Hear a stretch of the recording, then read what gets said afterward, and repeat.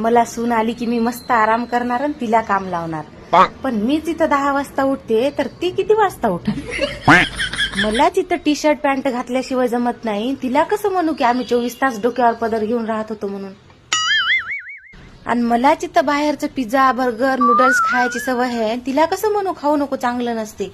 आणि जर ती मला म्हणली की तुम्हीच खाऊ खाऊ नुसत्या बेंडकोळी सारख्या फुगल्या तर मग जरासा मोबाईल चार्जिंगला लावला तर मला करमत नाही. तिला कसं म्हणू की मोबाईल पाहू नको डोळे खराब होतात म्हणून? मला इथं पिशासारखी राहायची सवय आहे. तिला कसं म्हणू की मी नाहीतर पण लई चांगली राहत होती? मी माझ्या सासूला मम्मी म्हणते तर ती मला काय म्हणल? मॉम म्हणल का दुसरं काय म्हणल का डायरेक्ट नावानंच हाक मारल? मी सासू मला पाहायला आलती तेव्हा म्हणली होती पुरणाच्या पोळ्या बनवून दाखव.